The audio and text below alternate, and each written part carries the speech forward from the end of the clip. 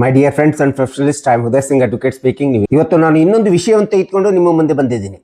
ಇವತ್ತು ನಾನು ಆಯ್ಕೆ ಮಾಡ್ಕೊಂಡಿರ್ತಕ್ಕಂಥ ವಿಷಯ ಅಂತಂದ್ರೆ, ತಾತ ಗಳಿಸಿದ ಸ್ವಯಾರ್ಜಿತ ಆಸ್ತಿ ಮೇಲೆ ಮೊಮ್ಮಕ್ಕಳಿಗೆ ಯಾವುದೇ ವಿಧವಾದಂತ ಹಕ್ಕು ಇರುವುದಿಲ್ಲ ಅಂತೇಳಿ ಕರ್ನಾಟಕದ ಹೈಕೋರ್ಟ್ ಒಂದು ಮಹತ್ವದ ತೀರ್ಪನ್ನು ಹೇಳಿದೆ.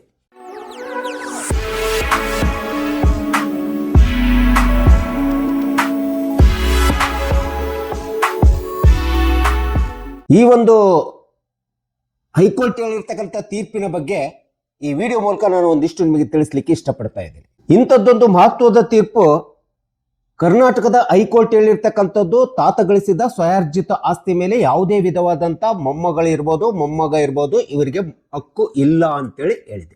ಅಂದರೆ ತಂದೆಯ ತಂದೆ ತಾತ ತನ್ನ ಜೀವಿತಾವಧಿ ಒಳಗಡೆ ಸ್ವಂತ ಗಳಿಸಿದ ಆಸ್ತಿಯ ವಿಭಜನೆ ನಂತರ ತಂದೆಯ ಭಾಗಕ್ಕೆ ಬಂದಂತ ಆಸ್ತಿ ಅದು ತಂದೆಯ ವೈಯಕ್ತಿಕ ಆಸ್ತಿ ಆಗ್ತದೆ ಹೊರತು ಯಾವುದೇ ವಿಧವಾದಂತ ಜಂಟಿ ಕುಟುಂಬದ ಆಸ್ತಿ ಆಗೋದಿಲ್ಲ, ಅಥವಾ ಅದು ಒಂದು ಹಿಂದೂ ಅವಿಭಕ್ತ ಕುಟುಂಬದ ಆಸ್ತಿ ಅನ್ಸೋದಿಲ್ಲ ಅಂತೇಳಿ ಸ್ಪಷ್ಟವಾಗಿ ಹೈಕೋರ್ಟ್ ಹೇಳಿದೆ. ಸೊ ಈ ರೀತಿಯಾದಂತ ತಾತ ಗಳಿಸಿದ ಸ್ವಯಾರ್ಜಿತ ಆಸ್ತಿ ಒಳಗಡೆ ತಂದೆಗೆ ಬಂದಂತ ಆಸ್ತಿ ಮೇಲೆ ಯಾವುದೇ ವಿಧವಾದಂತ ಮೊಮ್ಮಗಳಿರ್ಬೋದು ಮೊಮ್ಮಗ ಇರ್ಬೋದು ಅವರಿಗೆ ಆ ಆಸ್ತಿಯಲ್ಲಿ ಭಾಗ ಕೇಳುವಂತ, ಶೇರನ್ನ ಕೇಳುವಂತ ಯಾವುದೇ ವಿಧವಾದಂತ ಅವಕಾಶವಿರುವುದಿಲ್ಲ, ಹಕ್ಕು ಇರುವುದಿಲ್ಲ ಅಂತೇಳಿ ಸ್ಪಷ್ಟವಾಗಿ ಕರ್ನಾಟಕದ ಹೈಕೋರ್ಟ್ ಹೇಳಿರ್ತಕ್ಕಂಥದ್ದನ್ನು ನಾವಿಲ್ಲಿ ನೋಡ್ತಾ ಇದ್ದೀವಿ. ಸೊ ಇಂಥದ್ದೊಂದು ಪ್ರಕರಣ ನಡೆದಿರ್ತಕ್ಕಂಥದ್ದು ಯಾವಾಗ ಈ ಪ್ರಕರಣ ನ್ಯಾಯಾಲಯದ ಮುಂದೆ ಬರ್ತದೆ, ಈ ರೀತಿ ಪ್ರಕರಣ ಮುಂದೆ ಬಂದಿರತಕ್ಕಂಥದ್ದು ಉಷಾ ಎನ್ ಎಂಬತಕ್ಕಂಥವರು, ಉಷಾ ಎನ್ ಸ್ವಾಮಿ ಎಂಬತಕ್ಕಂಥವರು ಜವರಯ್ಯ ಎನ್ ಸ್ವಾಮಿ ಎಂಬತಕ್ಕಂಥ ಒಬ್ಬ ವೈದ್ಯ ಡಾಕ್ಟರ್ನನ್ನ ವಿವಾಹವಾಗಿರ್ತಾರೆ. ಸೊ ಇವರು ವಿವಾಹವಾದ ನಂತರ ಇವರು USA ಅಮೆರಿಕದಲ್ಲಿ ನೆಲೆಸಿರ್ತಾರೆ.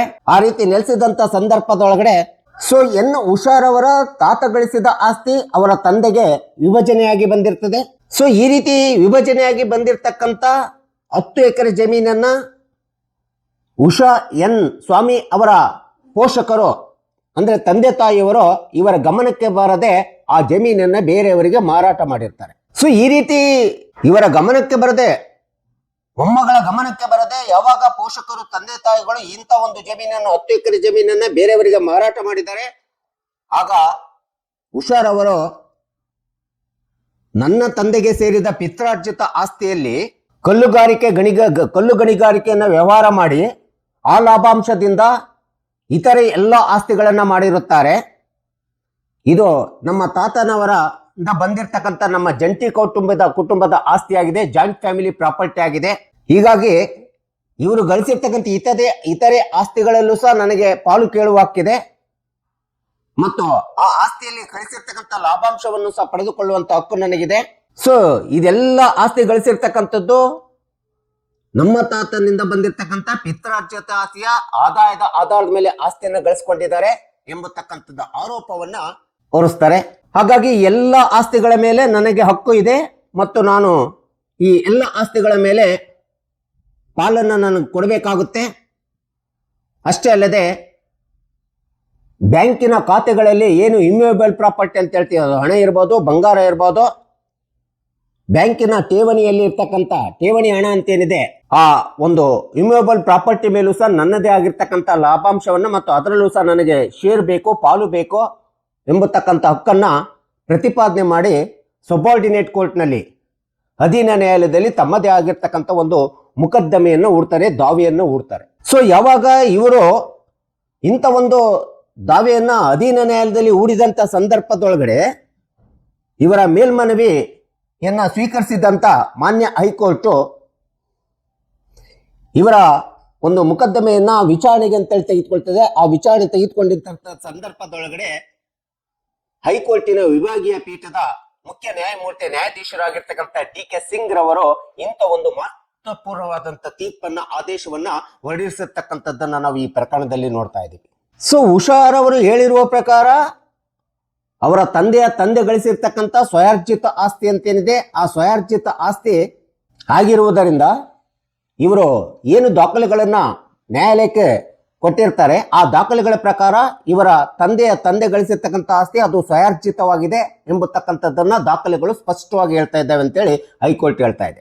ಸೊ ಈ ರೀತಿಯಾದ ಇರ್ತಕ್ಕಂಥ ಒಂದು ಪಿತ್ರಾರ್ಜಿತ ಆಸ್ತಿ ಅಥವಾ ಎನ್ ಉಷಾರವರ ತಾತ ಗಳಿಸಿರ್ತಕ್ಕಂಥದ್ದು ಇದು ಪಿತ್ರಾರ್ಜಿತವಾಗಿ ಬಂದಂತ ಆಸ್ತಿ ಅಥವಾ ಜಾಯಿಂಟ್ ಫ್ಯಾಮಿಲಿ ಪ್ರಾಪರ್ಟಿಲಿಂದ ಬಂದಂತ ಆಸ್ತಿ ಅಂತೇಳಿ ಮಾನ್ಯ ನ್ಯಾಯಾಲಯದಲ್ಲಿ ವಾದಿಯಾಗಿರ್ತಕ್ಕಂಥ ಪ್ಲೇಂಟಿಫ್ ಆಗಿರ್ತಕ್ಕಂಥ ಇವರು ಸಾಬೀತನ್ನು ಪಡಿಸುವುದರಲ್ಲಿ ವಿಫಲರಾಗಿದ್ದಾರೆ ಅಂತ ಹೇಳ್ಬಿಟ್ಟು ಹೈಕೋರ್ಟಲ್ಲಿ ಹೇಳ್ತಾ ಇದೆ. ಸೊ ಇಂಥ ಒಂದು ತಾತ ಗಳಿಸಿದ ಸ್ವಯಾರ್ಜಿತ ಆಸ್ತಿ ಯಾವಾಗ ತಂದೆಗೆ ಅಂತೇಳಿ ವಿಭಜನೆಯಾಗಿ ಬಂದಿರ್ತದೆ, ಆ ರೀತಿ ತಂದೆಗೆ ಬಂದಿರತಕ್ಕಂಥ ಆಸ್ತಿ ಅದು ಯಾವಾಗಲೂ ಯಾವತ್ತಿಗೂ ಕೂಡ ವೈಯಕ್ತಿಕವಾದಂಥ ಆಸ್ತಿ ಆಗ್ತದೆ, ಇಂಡಿವಿಜುವಲ್ ಪ್ರಾಪರ್ಟಿ ಅನ್ಸ್ಕೊಳ್ತದೆ ಹೊರತು ಅದು ಯಾವತ್ತೂ ಕೂಡ ಪಿತ್ರಾರ್ಜಿತ ಅಥವಾ ಜಾಯಿಂಟ್ ಫ್ಯಾಮಿಲಿ ಪ್ರಾಪರ್ಟಿ ಆಗೋದಿಲ್ಲ ಅಂತೇಳಿ ಇಲ್ಲಿ ಕರ್ನಾಟಕದ ಹೈಕೋರ್ಟ್ ಸ್ಪಷ್ಟವಾಗಿ ಹೇಳಿದೆ. ಸೊ ಹೀಗೆ ಬಂದಿರತಕ್ಕಂಥ ಸ್ವಯಾರ್ಜಿತ ಆಸ್ತಿಯನ್ನ ತಂದೆ ಆದಂಥವನು ಅದು ತನ್ನ ವೈಯಕ್ತಿಕ ಆಸ್ತಿ ಆಗಿರುವುದರಿಂದ ಅದನ್ನು ಯಾರಿಗೆ ಬೇಕಾದ್ರೂ ಕೂಡ ವರ್ಗಾವಣೆ ಮಾಡತಕ್ಕಂಥ, ಟ್ರಾನ್ಸ್ಫರ್ ಮಾಡತಕ್ಕಂಥ ಅಥವಾ ಮಾರಾಟ ಮಾಡತಕ್ಕಂಥ ಅಧಿಕಾರವನ್ನ ತಂದೆ ಹೊಂದಿರ್ತಾನೆ. ಇದ್ರ ಮೇಲೆ ಯಾವುದೇ ವಿಧವಾದಂಥ ಮೊಮ್ಮಗಳಿರ್ಬೋದು ಅಥವಾ ಮೊಮ್ಮಗನಿರ್ಬೋದು ಅವರಿಗೆ ಹಕ್ಕು ಇರುವುದಿಲ್ಲ ಎಂಬತಕ್ಕಂಥ ಸ್ಪಷ್ಟ ನಿರ್ಣಯವನ್ನ ಕರ್ನಾಟಕದ ಹೈಕೋರ್ಟು ವಿಭಾಗೀಯ ನ್ಯಾಯಾಧೀಶರು ನ್ಯಾಯಪೀಠ ಹೇಳಿರ್ತಕ್ಕಂಥದ್ದನ್ನು ನಾವಿಲ್ಲಿ ನೋಡ್ತಾ ಇದ್ದೀವಿ. ಸೊ ಹೀಗಾಗಿ ಮೊಮ್ಮಗಳ ಇರ್ಬೋದು ಅಥವಾ ಮೊಮ್ಮಗ ಇರ್ಬೋದು, ಈ ರೀತಿ ತಾತನಿಂದ ಗಳಿಸಿದ ಸ್ವಯಾರ್ಜಿತ ಆಸ್ತಿ ತಂದೆಗೆ ಬಂದ ನಂತರ ಆ ಒಂದು ಆಸ್ತಿಯ ಮೇಲೆ ಮೊಮ್ಮಗಳಾಗಲಿ ಯಾವುದೇ ವಿಧವಾದಂಥ ಹಕ್ಕು ಇರುವುದಿಲ್ಲ ಅಂತೇಳಿ ಇಲ್ಲಿ ಕಾನೂನು ಸ್ಪಷ್ಟವಾಗಿ ಹೇಳ್ತಾ ಇದೆ. ಒಂದು ವೇಳೆ ಮೊಮ್ಮಗ ಅಥವಾ ಮೊಮ್ಮಗಳು ಇಂಥ ಒಂದು ಆಸ್ತಿಯ ಮೇಲೆ ಪಾಲುಗಾರಿಕೆಯನ್ನ ಕೇಳಬೇಕಾದ್ರೆ, ಹಕ್ಕನ್ನ ಕೇಳಬೇಕಾದ್ರೆ ಅಜ್ಜ ತೀರಿಕೊಂಡ ನಂತರ ನೇರವಾಗಿ ತಂದೆಗೆ RTC ಆಗಿರಬೇಕು ಅಥವಾ ROR ನೇರವಾಗಿ ತಂದೆಗೆ ವರ್ಗಾವಣೆ ಆಗಿರಬೇಕು.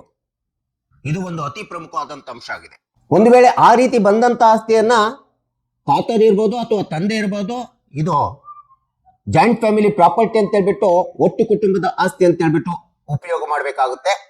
ಒಂದು ವೇಳೆ ತಂದೆ ತಾತ ಎಂಬತಕ್ಕಂಥ ಇಂಥ ಒಂದು ಆಸ್ತಿಯನ್ನ ವೈಯಕ್ತಿಕ ಆಸ್ತಿ ಅಂತೇಳಿ ಅಂದುಕೊಳ್ಳದೆ ಒಟ್ಟು ಕುಟುಂಬಕ್ಕೋಸ್ಕರ ಉಪಯೋಗ ಮಾಡಿ ಆ ಆಸ್ತಿಯನ್ನು ಯಾರಿಗೂ ಹಂಚದೆ ಹಾಗೆ ಬಿಟ್ಟು ಹೋಗಿದ್ದರೆ ಅಂತ ಸಂದರ್ಭದಲ್ಲಿ ಮಾತ್ರ ಆ ಒಂದು ತಾತ ಗಳಿಸಿದ ಆಸ್ತಿಯ ಮೇಲೆ ಮೊಮ್ಮಗಳು ತಮ್ಮ ಪಾಲನ್ನು ಕೇಳುವಂತ ಹಕ್ಕು ಇರ್ತದೆ ಹೊರತು, ಒಂದು ವೇಳೆ ಆ ಒಂದು ಆಸ್ತಿಯನ್ನು ವಿಭಜನೆ ಮಾಡಿ ತಂದೆಗೆ ವರ್ಗಾವಣೆ ಮಾಡಿ ತಂದೆಗೆ ವಿಭಜನೆ ಭಾಗ ಮಾಡಿ ಕೊಟ್ಟ ನಂತರ ಆ ಒಂದು ಆಸ್ತಿ ಇಂಡಿವಿಜುವಲ್ ಪ್ರಾಪರ್ಟಿ, ತಂದೆಯ ವೈಯಕ್ತಿಕ ಆಸ್ತಿ ಆಗ್ತದೆ. ಆ ಒಂದು ಆಸ್ತಿ ಮೇಲೆ ಮೊಮ್ಮಗಳಾಗ್ಲಿ ಇದು ನನ್ನ ಪಿತ್ರಾರ್ಜಿತ ಆಸ್ತಿ, ಇದು ನನ್ನ ಜಂಟಿ ಕುಟುಂಬದ ಆಸ್ತಿ, ಜಾಯಿಂಟ್ ಫ್ಯಾಮಿಲಿ ಪ್ರಾಪರ್ಟಿ ಆಸ್ತಿ ಅಂತ ಹೇಳ್ಬಿಟ್ಟು ತಮ್ಮದೇ ಆಗಿರ್ತಕ್ಕಂಥ ಪಾಲನ್ನು ಕೇಳುವಂತ ಯಾವುದೇ ಮೊಮ್ಮಗನಿಗೆ ಅಥವಾ ಮೊಮ್ಮಗಳಿಗೆ ಹಕ್ಕಿಲ್ಲ ಎಂಬತಕ್ಕಂಥ ಸ್ಪಷ್ಟ ನಿರ್ಧಾರವನ್ನ ಕರ್ನಾಟಕದ ಹೈಕೋರ್ಟ್ ಈ ಎನ್ ಉಷಾ ಮತ್ತು ಜವರಯ್ಯ ಎಂಬತಕ್ಕಂಥ ಒಂದು ಪ್ರಕರಣದಲ್ಲಿ ಸ್ಪಷ್ಟವಾಗಿ ಹೇಳಿರ್ತಕ್ಕಂಥದ್ದನ್ನ ನಾವಿಲ್ಲಿ ನೋಡ್ತಾ ಇದ್ದೀವಿ. ಹೀಗಾಗಿ ಈ ಒಂದು ಪ್ರಕರಣ ಒಂದು ಉತ್ಕೃಷ್ಟವಾದಂಥ ಪ್ರಕರಣವಾಗಿದೆ. ಹೇಗೆ ಆಸ್ತಿ ವಿಭಾಗ ಆಗ್ತದೆ, ಹೇಗೆ ಆಸ್ತಿ ವರ್ಗಾವಣೆ ಆಗ್ತಾ ಬರ್ತದೆ, ಯಾವ ಆಧಾರದ ಮೇಲೆ ಆಸ್ತಿ ವರ್ಗಾವಣೆ ಆಗಿ ಬಂದ ಮೇಲೆ ಅದನ್ನು ನಾವು ಒಟ್ಟು ಕುಟುಂಬದ ಆಸ್ತಿ ಮತ್ತು ಪಿತ್ರಾರ್ಜಿತ ಆಸ್ತಿ ಅಂದ್ಕೋಬೇಕೆಂಬತಕ್ಕಂಥ ಒಂದು ಸ್ಪಷ್ಟ ನಿದರ್ಶನವಾಗಿರ್ತಕ್ಕಂಥ ತೀರ್ಪನ್ನ ಆದೇಶವನ್ನ ಮಾನ್ಯ ಕರ್ನಾಟಕದ ಹೈಕೋರ್ಟ್ ಹೇಳಿದೆ ಎಂಬತಕ್ಕಂಥದ್ದನ್ನ ಕಕ್ಷಿದಾರರು, ಸಾರ್ವಜನಿಕರು ಎಲ್ಲರೂ ಸಹ ತಿಳ್ಕೋಬೇಕೆಂಬತಕ್ಕಂಥ ಹಿನ್ನೆಲೆಯಲ್ಲಿ ಇಟ್ಕೊಂಡು ಈ ವಿಡಿಯೋನ ನಾನು ಮಾಡಿದ್ದೀನಿ. ದಯವಿಟ್ಟು ನನ್ನ ವಿಡಿಯೋ ಇಷ್ಟ ಆಗಿದ್ದರೆ ಶೇರ್ ಮಾಡಿ, ಲೈಕ್ ಮಾಡಿ, ಕಮೆಂಟ್ ಮಾಡಿ ಮತ್ತು ನನ್ನ ಚಾನಲ್ಗೆ ಇನ್ನೂ ಯಾರ್ಯಾರು ಸಬ್ಸ್ಕ್ರೈಬ್ ಆಗಿಲ್ಲ ನೀವೆಲ್ಲರೂ ಸಬ್ಸ್ಕ್ರೈಬ್ ಆಗಬೇಕಂತ ಕೇಳ್ಕೊಳ್ತಾ ಇವತ್ತಿನ ವಿಷಯಕ್ಕೆ ವಿರಾಮವನ್ನು ಹೇಳ್ತೀನಿ. ಇನ್ನೊಂದು ವಿಷಯ ಅಂತ ಇಟ್ಕೊಂಡು ನಿಮ್ಮ ಮುಂದೆ ಬರ್ತೀನಿ. ಜೈ ಹಿಂದ್, ಜೈ ಕರ್ನಾಟಕ.